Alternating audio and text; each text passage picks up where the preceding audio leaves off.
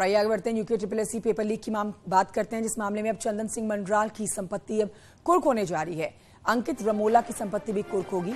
मंडराल की 10.5 करोड़ की संपत्ति बताई जा रही है, जिसे कुर्क किया जाना है। अंकित की 40 लाख रुपए की संपत्ति है अब जो कुर्क होगी।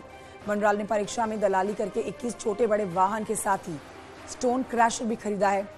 चल अचल संपत्ति के साथ सभी संपत्तियों को अब कब्जे में लिया जाना है।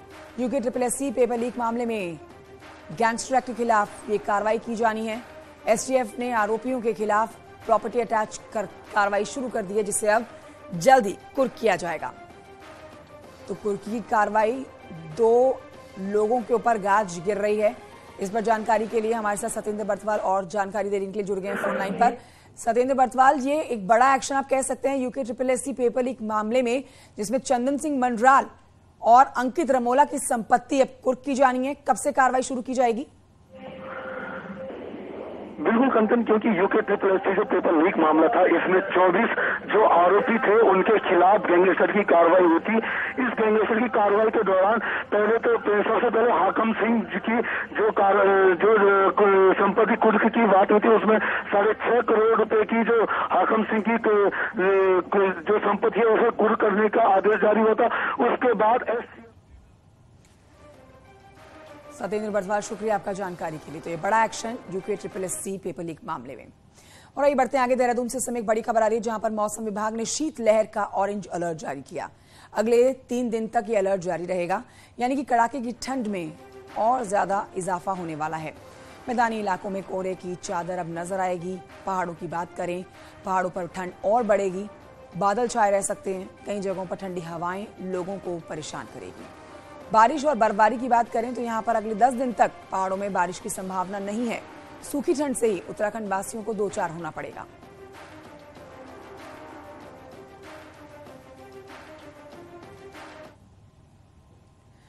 पहाड़ों में कोल्ड अटैक से लोग परेशान हैं। अब इस कोल्ड अटैक से बचने के लिए लोग नए नए हथकंडे भी अपना रहे हैं। नीति घाटी और माना घाटी में झरने जम चुके हैं। बर्फबारी नहीं होने से सैलानी मायूस हैं। चमोली जिले में न्यू ईयर मनाने के लिए सैलानी पहुंच रहे हैं, लेकिन बर्फबारी नहीं होने से पर्यटक परेशान हैं। हालांकि ठंड भी काफी ज्यादा पड़ रही है। सुबह शाम का तापमान -3 और -4 तक पहुंच गया है। तो बहुत ज्यादा ठंडा है। औली में भी बहुत ज्यादा ठंडी है। यहाँ पर भी है जोशीमठ में, पर बर्फ नहीं मिली। बर्फ की कमी होने के कारण पूरे बच्चे, फैमिली मेंबर सब निराशी हैं। हाड़ कपाने वाली ठंड के चलते ऊंचाई वाले इलाकों में झरने, ताल जम गए हैं। वहीं ठंड से बचने के लिए लोग अलाव का सहारा ले रहे हैं और सैलानी बर्फबारी को मिस कर रहे हैं। स्नो को मिस किया। स्नो में हम लोग स्नो के लिए ही आए हैं, but we miss the snow. मौसम विभाग ने शीतलहर का ऑरेंज अलर्ट जारी किया है, लेकिन फिलहाल बारिश और बर्फबारी के आसार नहीं है। ऐसे में अभी लोगों को कुछ दिन और सूखी ठंड से जूझना पड़ेगा। न्यूज़ 18 के लिए चमोली से नितिन सेमवाल की रिपोर्ट। बढ़ते हैं आगे। ऋषिकेश के ग्रामीण क्षेत्र लाल तप्पड़ की बात करते हैं, जहां पर छिदरवाला के आसपास हरिद्वार देहरादून हाईवे पर एक दांत वाले गजराज का आतंक जारी है। किसी भी समय हाथी बस्तियों की तरफ आ जाता है, जिससे लोगों में खौफ का माहौल होता है। लोगों ने वन विभाग से हाथी के आतंक से निजात दिलाने की मांग की है।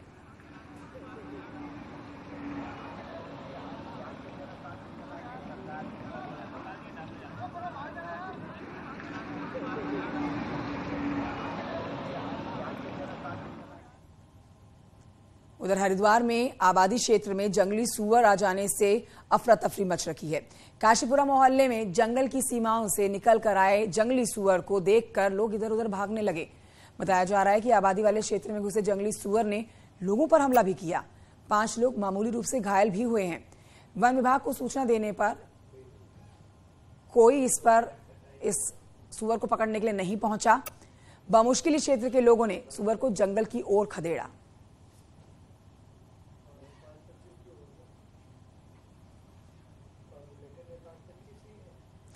सर्दियों में रामनगर कॉर्बेट और उसके आसपास के जलाशयों में बड़ी संख्या में प्रवासी पक्षी आते हैं। इन प्रवासी पक्षियों के पीछे पीछे इन्हें देखने के लिए सैलानी भी यहां पहुंच आते हैं। बार बार इन्हें देखा जाता है और इस बार यहां के तुमड़िया डैम में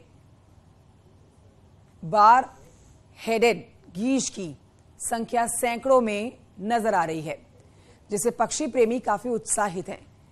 और इसका मुख्य कारण इस बार यहां डैम में डिस्टर्बेंस कम होना बता रहे हैं, जो बर्ड वॉचर्स के लिए अच्छी खबर है।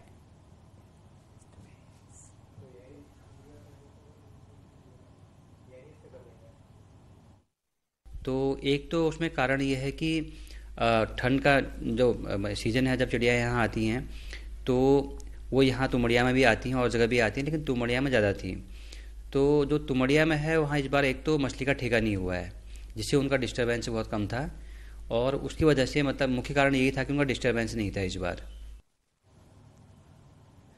मसूरी में इन दिनों विंटर लाइन कार्निवल चल रहा है, लेकिन यहाँ के लिए रोडवेज की तैयारी पूरी तरह से फेल है। मसूरी समेत हिल रूट पर रोडवेज की बसेस का भारी टूटा है। रोजाना यहाँ 10 से 15 गाड़ियां मसूरी के लिए चलाई जाती हैं, लेकिन इन दिनों तो मात्र 2 गाड़ियां ही मसूरी के लिए चल रही हैं। बड़ी वजह रोडवेज के पास खटारा बसेस का होना। हिल डिपो के वर्कशॉप में इस समय 35 गाड़ियां खड़ी हैं और रोडवेज की वर्कशॉप में रोजाना गाड़ियां खड़ी हो रही हैं। टायर के रबड़ ना आने के चलते वर्कशॉप में टायर के ढेर लगे हुए हैं। पौड़ी, उत्तरकाशी, धनौल्टी समेत कई रूट पर गाड़ियां चल ही नहीं पा रही हैं, जिसकी वजह से यात्रियों को दिक्कत हो रही है। ड्राइवर कंडक्टर खाली बैठे हैं। अधिकारियों का कहना है कि 2 से 3 दिन का समय और लगेगा, लेकिन समस्या का हल जल्द होगा।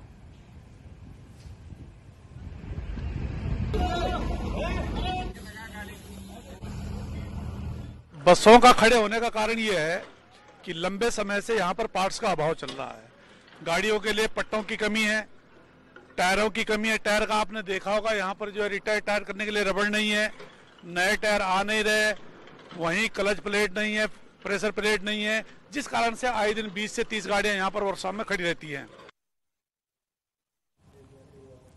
बागेश्वर में जहां पर एक और कड़ाके की ठंड पड़ रही है, तो वहीं जिले के जंगल आग की चपेट में है, जिससे लाखों के पेड़ जलकर खाक हो गए हैं। जंगली जानवर का रुख रिहायशी इलाकों की ओर बढ़ रहा है। विजयपुर, कांडा और रीमा क्षेत्र के कई जंगल इस समय आग की चपेट में हैं। आग प्रभावित क्षेत्र में धुएं का गुबार वातावरण को भी प्रदूषित कर रहा है। वहीं वन विभाग का कहना है कि जंगलों में नमी कम हो गई है, जिसकी वजह से आग लग रही है। उन्होंने ये भी कहा कि वन विभाग आग की घटनाओं पर काबू पाने की कोशिश में लगा है।